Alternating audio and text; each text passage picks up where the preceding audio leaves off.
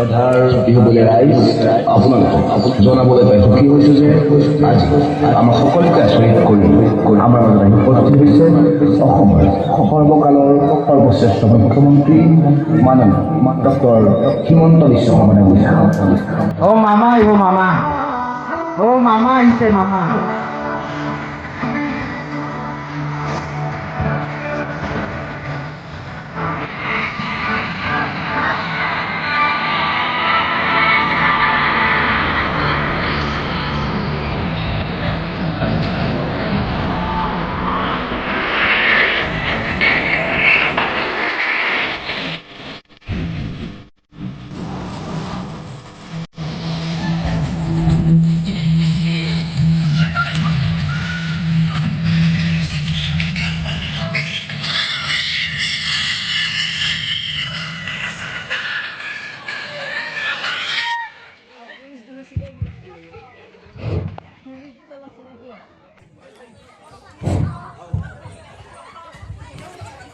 নমস্কাৰ, ভালে আছে সকলো?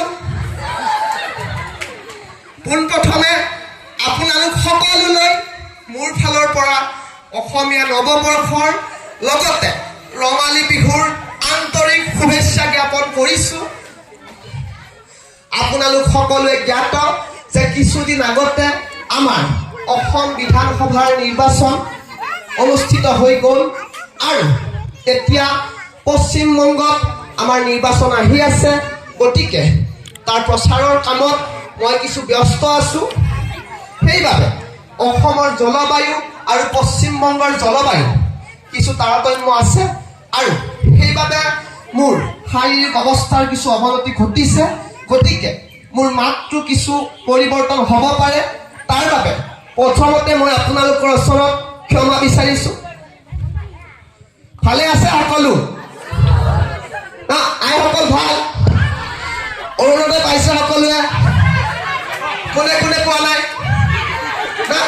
আপোনালোকে, আমাৰ মানুহ আছে, আমাৰ মানুহৰ হাতত আপোনালোকে আপোনালোকৰ কাগজখিনি জমা দিব। নিৰ্বাচনৰ ফলাফল ঘোষণা হোৱাৰ এক সপ্তাহৰ ভিতৰত আপোনালোকৰ অৰুণোদয় মই কৰি দিম। ঠিক আছে?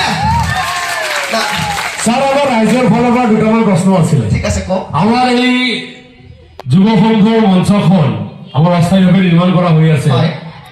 আপুনি আমাৰ এই মঞ্চখনৰ বিষয়ে অনাগত দিনত কি পদক্ষেপ ল'ব?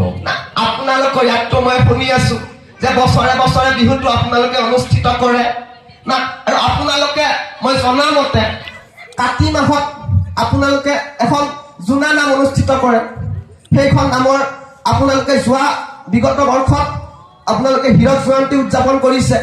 গতিকে আপোনালোকক মই আজি কথা দিছো যে বিগত অহা এক বছৰৰ ভিতৰত মই এখন ইয়াত স্থায়ী মঞ্চ স্থাপনৰ ব্যৱস্থা কৰিম। ঠিক আছে?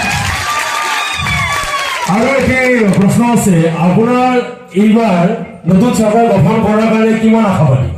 নতুন চৰকাৰটো 100% গঠন হ'বই হ'ব না। এতিয়া কথাটো হ'ল, যদি আপোনালোকে আমাক যোৱা 9 এপ্ৰিল তাৰিখে আশীৰ্বাদ কৰিছে, তেতিয়াহ'লে নিশ্চয় আকৌ এবাৰ আপোনালোকে আপোনালোকৰ মৰমৰ মামা অৰ্থাৎ মোক মুখ্যমন্ত্ৰী হিচাপে পাবলৈ সক্ষম হ'ব। কিন্তু বিৰোধী পক্ষৰ অখিল গগৈয়ে কৈছে আপোনালোকে বোলে 27ৰ পৰা 30খনহে পাব, তেওঁলোকে 70ৰ পৰা 90খন তেওঁলোকে পাব। এইখন হৈছে আজি ইয়াত ৰঙালী বিহুৰ এখন পবিত্ৰ মঞ্চ। গতিকে মই ইয়াত কোনো ধৰণৰ ৰাজনৈতিক কথা বতৰা কৈ এই মঞ্চখনক মই কৰিব খোজা নাই। ঠিক আছে না? অনাগত দিনত মই মিডিয়াৰ সন্মুখতে হওক বা আপোনালোকক লগ কৰি এই বিষয়ে জনাম। তথাপিতো এইবাৰ আপোনাৰ চৰকাৰ হ'ব? চৰকাৰ 100% হ'ব। তেতিয়াহ'লে আমাৰ গাঁৱত বহুত মানুহে অৰুণোদয় পোৱা নাই। আমি আশা ৰাখিছোঁ আপুনি যেন অনাগত দিনত তেওঁলোকক অৰুণোদয়খিনি আগবঢ়াই দিয়ে। মইতো অলৰেডি কৈ দিলো যে এক সপ্তাহৰ ভিতৰত নিৰ্বাচনৰ ফলাফল ঘোষণা হোৱাৰ এক সপ্তাহৰ ভিতৰত মই অৰুণোদয়খিনি কৰিম।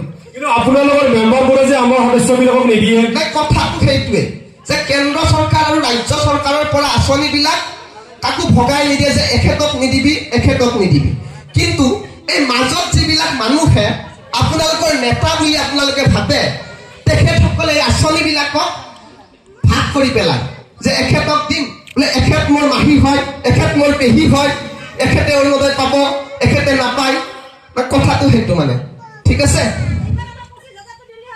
নাই পাই যাব 25,000 অতি সোনকালে পাই যাব ছাৰ আৰু এটা অসমত খুব ডাঙৰ এটা সমস্যা আছে বানপানী যোৱা বৰষুণে দেখিছে যে গুৱাহাটীত একাতি বৰষুণতে অভাৱনীয় বেয়া পৰিৱেশৰ সৃষ্টি হৈছে আপুনিতো আজি 5 বছৰ মুখ্যমন্ত্ৰী হৈ গ'ল কিন্তু দেখা পালো যে আপুনি বানপানীৰ কাৰণে একো এটা কৰা নাই অনাগত দিনত আপুনি কি পদক্ষেপ ল'ব বানপানী সম্পৰ্কে মানে কথাটো হ'ল কি এই বানপানীৰ কথাটো অকল যে চৰকাৰে সমাধান কৰিব এনেকুৱা কথা নহয় না আপোনালোকৰ অঞ্চলতো মই বহুখিনি দেখিছো যে ৰাস্তাৰ যিবিলাক নলা নৰ্দমা আছে সেইবিলাক বহুতে পুতি পেলাইছে যদি গাঁও অঞ্চলতে এনেকুৱা হয় তেনেহ'লে গুৱাহাটী মহানগৰীতো হ'ব তথাপিও আমি সেই কথা চেষ্টা কৰিম আমাৰ বিভাগীয় মন্ত্ৰী আছে তেখেতে এই বিষয়ে ক'ব আপোনালোকক ঠিক আছে ধৰি লওক যদি অনাগত দিনত এই ৰিজাল্টৰ সময়ত 4 মে'ৰ পিছত কিবা কাৰণত আপোনাৰ চৰকাৰ যদি নাহে তেতিয়া আপোনাৰ স্থিতি কি হ'ব আপুনি আকৌ কংগ্ৰেছলৈ গুচি যাব নেকি না মই হিমন্ত বিশ্ব শৰ্মা হয় না সেইটো কথা ভৱিষ্যতে দেখা যাব কিন্তু চৰকাৰ আমাৰে হ'ব সেইটো ফাইনেল তেতিয়াহ'লে আপোনাৰ কথাত এইটোৱে বুজা গৈছে যে আপুনি দল বাগৰাৰ সম্ভাৱনা আছে দল বাগৰৰ সম্ভাৱনা একেবাৰেই নাই ঠিক আছে ছাৰ আমাৰ ভৱিষ্যতত আমাৰ এই মঞ্চখন যাতে আপুনি স্থায়ী কৰি দিয়ে তাৰ বাবে আমি কামনা কৰিছোঁ আৰু আপোনাক আমি ধন্যবাদ দিওঁ ঠিক আছে তেতিয়াহ'লে আপোনালোকৰ মাজৰ পৰা মই বিদায় ল'ম কিন্তু বিদায়ৰ প্ৰাক মুহূৰ্তত যিহেতু বৰ্তমান ৰঙালী বতৰ গতিকে মই এফাকি বিহুৰে আপোনালোকৰ মাজৰ পৰা বিদায় ল'ম ঠিক আছে এৰি নিকিৰি দেখো গাঁৱে এখনি দেখো গাঁৱে এখনি সেইখনি চেনাই ৰে গাঁও ঠিক আছে তেতিয়াহ'লে সকলোৱে মোৰ লগত একেলগে ক'ব ভাৰত মাতা কি ভাৰত মাতা কি ভাৰত মাতা কি পূৰ্বতেৱাৰী চকুৰ যুৱ সংঘ পূৰ্বতেৱাৰী চকুৰ যুৱ সংঘ পূৰ্বতেৱাৰী চকুৰ যুৱ সংঘ ধন্যবাদ আহিছো ঠিক আছে